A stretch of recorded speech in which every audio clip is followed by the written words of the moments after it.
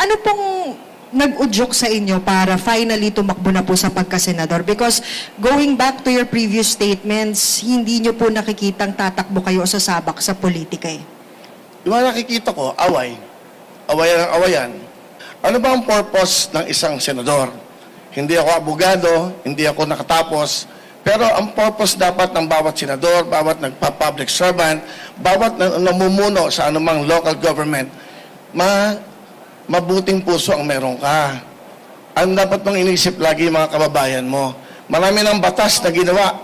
Marami ng mga presidenteng dumaan, marami ng senador na dumaan. Pero yung buhay natin mga kababayang mahirap, nababago ba?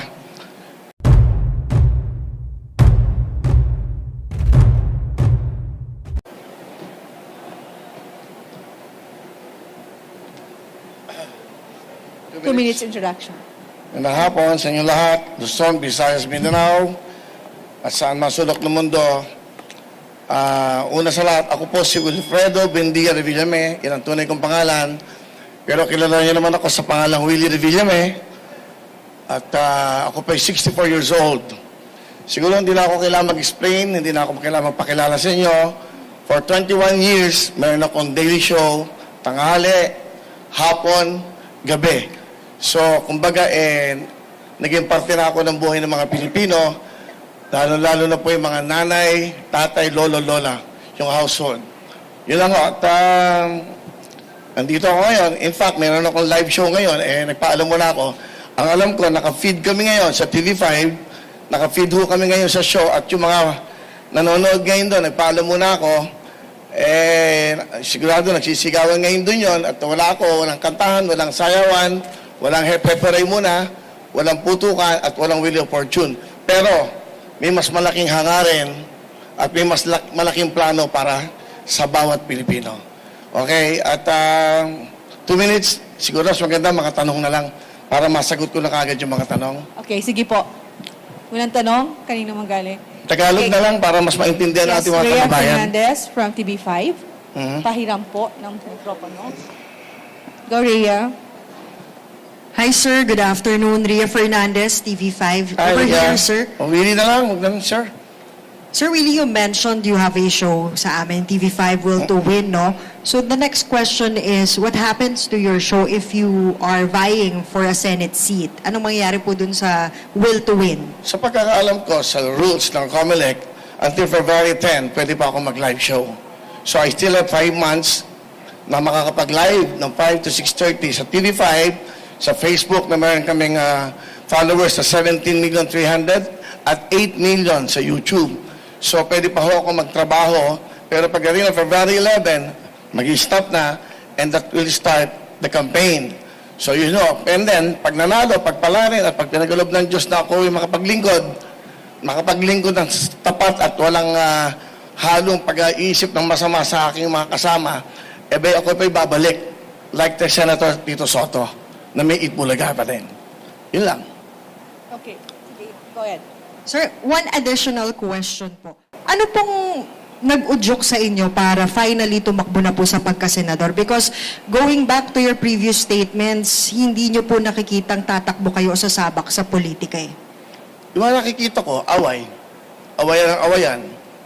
Mga edukado, ang tingin nila sa mga artista masyadong mababa. Kami may magagandang puso para sa ating mga kabayan.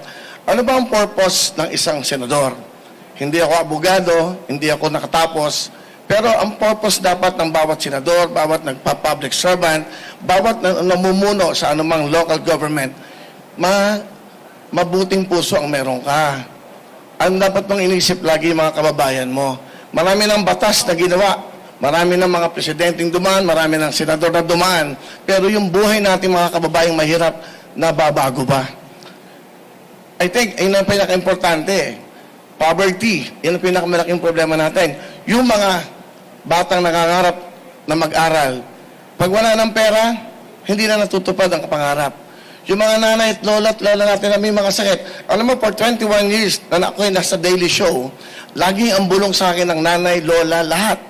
Pambili ng gamot, Willie. Yung asawa ko may sakit. Willie, pang-matrikula ng anak. Puro lahat ng iyan ang nadidinig ko for 21 years sa mga kababayan.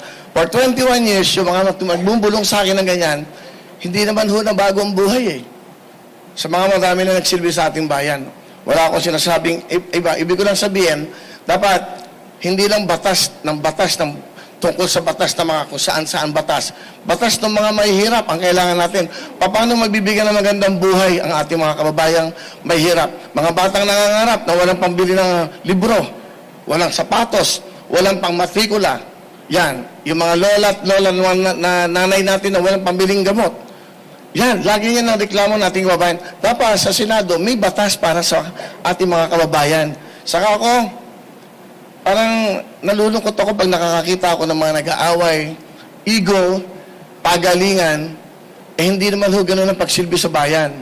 Dapat busilak ang puso mo sa iyong mga kababayan. Lalong-lalo na yung mahirap. Kung makikipag-away ako sa Senado, makikipag-away ako para sa mahirap. Okay, thank you po. Okay, Mr. Gerard Nabar, Pamalaya. Sir, good afternoon, sir. Sir, two questions lang, sir. Sir, you've been on top of the surveys or if not, pasok po sa winner circle. Ano po yung assessment po natin sa chances po natin? Especially you're running as an independent. Well, hindi ako pwedeng mag-desisyon yan. I cannot assess dahil yung publiko yan ay mga tao. Mararamdaman mo lang. Saka, I also have my decision. Kung talagang hindi ako pumapasok sa top 12 o ano, and I will withdraw. Simple lang naman. Ibig sabihin, baka hindi ako gusto ng tao for this privilege na maging senador. I can just come back in my show. Pwede naman ganun eh. Ang hangaran ka naman dito eh, yun nga, makatulong talaga. Saka makagawa ng kabutihan. Makagawa ng batas. Makagawa ng batas sa ating mga kababayan. Kung nadidinig nyo lang araw-araw ang bulong sa akin ng bawat mahihirap, dudugo ang puso mo. Wala kang pambili ng pagkain eh. Wala nga, tapos makikita mo sa Senado, sa Congress, puro awayan ng awayan.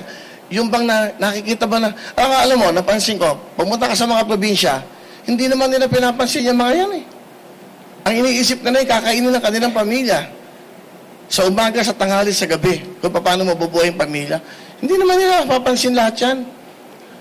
Sa aking pagkakalam, sa research, 94.7% mahirap sa ating bansa.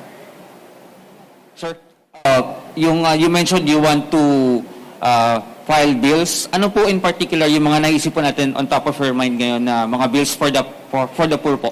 Well, unang-una, gusto ko yung kay Senator Angara, yung sa senior, no? Kasi yung 20%, parang kulang yan eh. Kasi every year, tumataas ang mga gastusin natin sa lahat ng bagay, lalo-lalo sa gamot. Ako, ang pwede kung papalarin, pagkakalooban ng Diyos na manalo ko, maupo ko sa Senado, ang una kong i-adjust ko yung 30% sa mga seniors PWDs. Mahirap, maging mahirap, napakahirap, para kung bibili ng gamot. Paano tumatagal ang buhay na mahirap? Walang pambiling gamot. I think yan ang isang bill. And then, sa mga bata, dalawang bagay lang eh. Ang kinabukasan natin bataan eh. Dapat yung mga eskwela wala ng bayad. Libre-libro. Di ba? Yun ang sa local government, sa nakikita ko, sa batas na ginagawa nila. Kung talaga magsisilbisyo tayo sa bansa, sa bayan, unahin natin ang mamamayan eh. Hindi ang bayan. Kasi ang nagpapatakbo ng bayan, yung ating mga mamamayan. Dapat malusog yan. Dapat maayos ang pag-iisip. Dapat healthy. Dapat magandang pinagbukasan. Dapat nakakapag-aral. Dapat marunong sa buhay. Para hindi lagi dumidepende sa gobyerno. One last quick question. 1 minute and 45. Asan yung microphone? Sherry Ann. Sir, magandang ABS-CBN. hapon. Opo, Sherry Ann Torres, ABS-CBN. Sir, ano yung mga personal na paghahanda po ninyo na ginagawa ngayon? Kasi andun nga yung malaking possibility na isa sa mga araw na to, pala rin kayo na maging senador. At syempre, alam naman po natin na maliban sa busilak na puso, mapupunta talaga kayo at mapupunta sa matindihang debate, lalo na kung ipaglalaban nyo yung mga panukalang batas po ninyo. So, paano po kayo naghahanda sa mga ganito? Well, hindi ako makikipagdebate. Hindi ako makikipag-away. Makikiusap ako at hindi ako haharap sa TV na nakikipag-away sa kanila. Pakiusapan namin to, ano ba dapat natin gawin para matulungan natin ito mga to? Ano bang batas na pwedeng gawin? Para naman guminhawa ang buhay natin mga kababayang mahirap. So I think yun ang pinaka-importante. Hindi mo kailangang ipakita sa TV na magbabangayan kami, pagalingan ng English. pagalingan ng sinasabi. No, I don't think that's the right thing to do na maging public servant. Lahat mapag-uusapan eh. Lahat pwede mong pakiusapan. My colleagues, pwede ba natin gawin to? May mga lugar tayo naghihirap. Napapansin ko sa Bagyo, tuwing may Bagyo, lagi may problema, tanggal ang bubong. Yung pupuntahan nila na dapat doon sila ma-accommodate, hindi rin sila, binabaha din yun. Anong dapat na paraan? Isa yan sa mga nakikita ko. Kasi during the time na maraming may Bagyo, pinupuntahan ko din yan na hindi naman ako public servant. Dahil gusto ko lang makatulong sa ating mga kababayan. Time's up? Yes po. Parang ako lang pinakamabilis Ay, Hindi naman. Okay? okay lang po. Okay na? Thank you, sir. Okay, but Salamat anyway, po. maraming salamat. Chairman, maraming salamat kasi tinanong ko si Chairman yung mga rules. So, pwede pa ako mag-show hanggang February 10. That's the last day. Maraming salamat at mabuhay. Sana ang pag-asensyo ng bayan, pagmamahalan. Maraming Salamat. sir. Sir, photo op po sa gitna.